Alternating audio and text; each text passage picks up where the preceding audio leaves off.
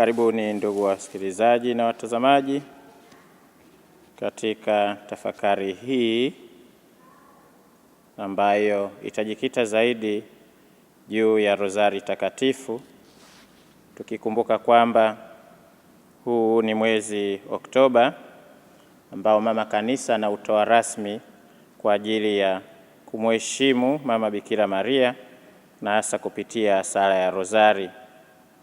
Katika tafakari hii tutaongozwa na somo la Injili kutoka Mtakatifu Luka ile sura ya kwanza aya 26 hadi ya 38. Tuisome kwanza kama ifuatavyo.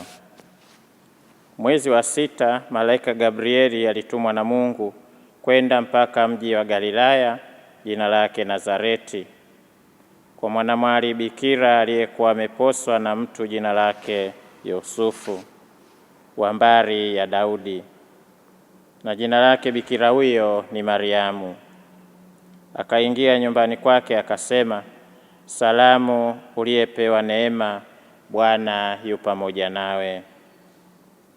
Naye akafadhaika sana kwa ajili ya maneno yake. Akawaza moyoni, salamu hii ni ya namna gani? Malaika akamwambia, usiogope Mariamu, kwa maana umepata neema kwa Mungu. Tazama, utachukua mimba na kuzaa mtoto mwanamume, na jina lake utamuita Yesu. Huyo atakuwa mkuu, ataitwa Mwana wa Aliye Juu, na Bwana Mungu atampa kiti cha enzi cha Daudi baba yake. Ataimiliki nyumba ya Yakobo hata milele, na ufalme wake utakuwa hauna mwisho. Mariamu akamwambia malaika, litakuwaje neno hili, maana simjui mume? Malaika akajibu akamwambia, Roho Mtakatifu atakujilia juu yako, na nguvu zake Aliye Juu zitakufunika kama kivuli. Kwa sababu hiyo, hicho kitakachozaliwa kitaitwa kitakatifu, mwana wa Mungu.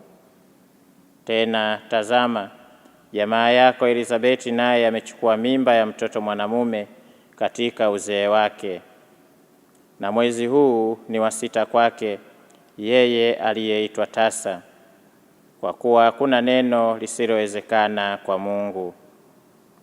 Mariamu akasema, tazama, mimi ni mjakazi wa Bwana, na iwe kwangu kama ulivyosema.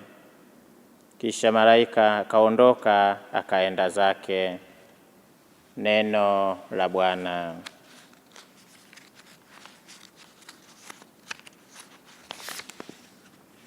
Ndugu zangu wapendwa, kama nilivyotangulia kusema kwamba tafakari yetu hii ya leo itajikita zaidi juu ya sala ya Rozari Takatifu,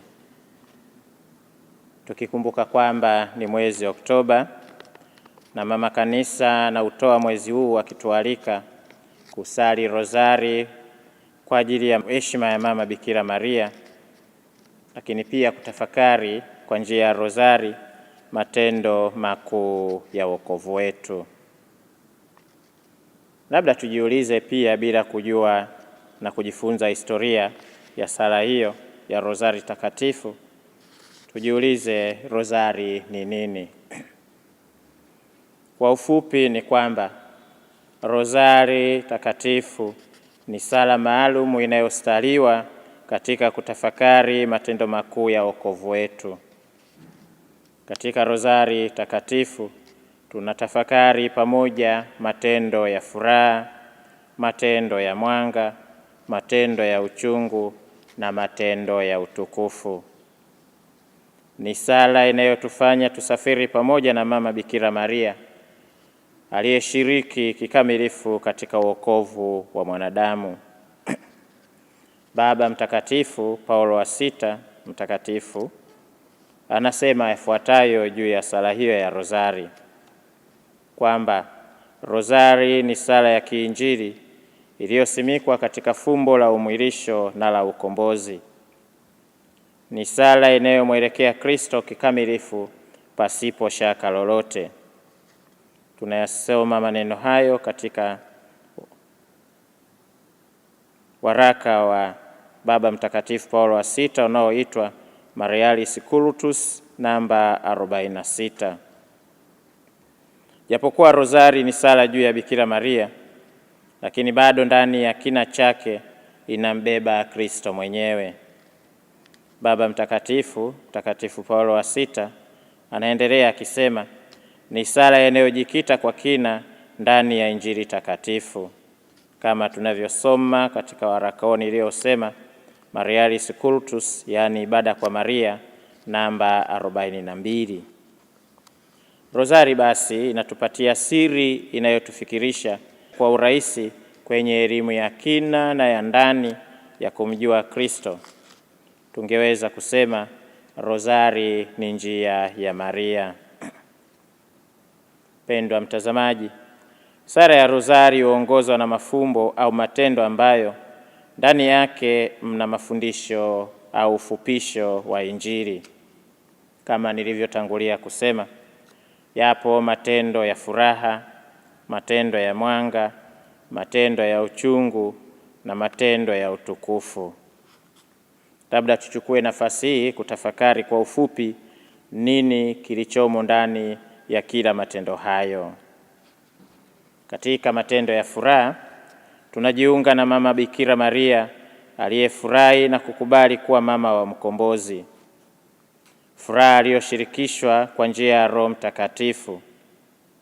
Kama tunavyosema au tunavyosoma mahali fulani, Nabii Isaya anatabiri furaha hiyo akisema, nitafurahi sana katika Bwana, nafsi yangu itashangilia katika Mungu wangu, maana amenivika mavazi ya wokovu, amenifunika vazi la haki. Isaya sura ya 61 aya ya 10. Maria amevikwa vazi la haki, vazi la wokovu. Vazi hilo ni Kristo mwenyewe. Na baada ya kushirikishwa furaha hiyo, Maria anaipeleka furaha hiyo kwa wengine, kwa akina Elizabeth, kama tunavyosoma katika Injili ya Luka sura ya 1 aya 39 hadi 47. Ni furaha hiyo hiyo ambayo malaika wanaitangazia ulimwengu pale Kristo anapozaliwa, wanapoimba utukufu kwa Mungu juu mbinguni, kama tunavyosoma katika sura ya 2 ya Injili ya Luka aya ya 15 hadi ya 19. Sisi tumeshirikishwa furaha na kuvikwa vazi la wokovu siku ile ya ubatizo tulipofanywa wa Kristo. Na kama alivyofanya Bikira Maria, tunapaswa pia kuwashirikisha wengine furaha yetu ya kuwa wa Kristo. Na hivyo basi, kila tunaposali rozari matendo ya furaha, tuionje ile furaha ya kwamba tumekombolewa. Tuionje ile furaha kwamba sisi nasi ni wajumbe wa furaha. Na hivyo tukwepe basi katika kipindi hiki, na hasa tunaposali rozari ya furaha, kuwa wajumbe wa masikitiko, wajumbe wa huzuni, wajumbe waliokata tamaa. Matokeo badala yake basi tuweze kuiletea dunia furaha, dunia amani, matumaini na mapendo. Matendo haya ya furaha yanasaliwa kawaida siku ya Jumatatu na Jumamosi. Yako matendo ya mwanga.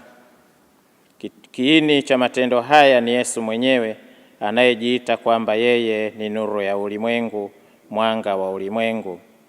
Kama tunavyosoma akisema, mimi ni nuru ya ulimwengu.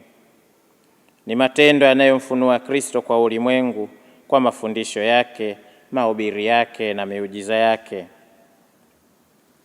Matendo ya mwanga yanatafakari na kumwangalia Kristo hadharani, katikati ya watu, katikati ya wale aliotumwa kwao.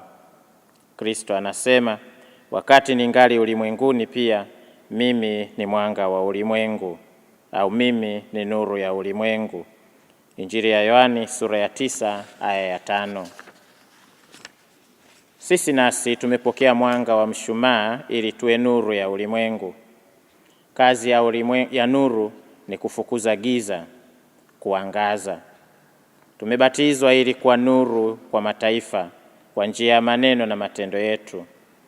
Mwanga huu ulete matumaini, tuwatangazie wengine ufalme wa Mungu, Dunia ya sasa haioni tena nuru, lakini sisi tumepewa nuru ili kuwa mwanga kwa mataifa, kuwa matumaini kwa wengine. Na hivi kila tunaposali matendo ya mwanga, tukumbuke hilo kwamba tunaalikwa na sisi kuwa mwanga, tunaalikwa kuwa wajumbe wa kuwa nuru. Matendo haya ya mwanga katika Rozari Takatifu husaliwa siku ya Alhamisi. Yapo matendo ya uchungu. Matendo haya utafakari pamoja na kushiriki na Bikira Maria mateso yale aliyoyapata Mama Bikira Maria aliposhuhudia mateso ya mwanawe pale msalabani. Uchungu huu anaoupata Bikira Maria ulitabiriwa na Nabii Simeoni aliposema, nawe mwenyewe upanga utaingia moyoni mwako. Injili ya Luka sura ya 2 aya 35. Utabiri huu ulidumu hadi pale msalabani Bikira Maria aliposhuhudia kifo cha mwanaye, kama tunavyosoma Injili ya Yohani sura ya 19 aya 25 hadi 27. Sisi kila tunaposali matendo haya tukumbuke jambo moja: ubaya wa dhambi. Matendo haya ya uchungu yatusaidie kuishi tena kifo cha Yesu, kusimama chini ya msalaba pamoja na Mama Bikira Maria na kupenya pamoja naye na kuingia katika kina cha upendo wa Mungu kwa wanadamu. Na hivi matendo ya uchungu yatusaidie kutambua ubaya wa dhambi, yatusaidie pia kufanya toba, na hivi yatusaidie pia kuchukia dhambi na kukumbatia utakatifu. Tuiombee dunia ambayo kwa sababu ya dhambi inaendelea kukosa amani. Matendo ya uchungu yanasaliwa siku ya Jumanne na siku ya Ijumaa. Yapo matendo ya utukufu.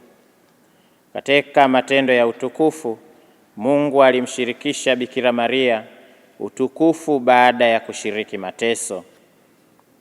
Mungu anamrudishia furaha isiyo na mwisho. Mungu anamvika Maria taji ya utukufu, taji isiyo na mwisho, kama tunavyosoma kitabu cha Ufunuo wa Yohana sura ile ya 12 aya ya 1.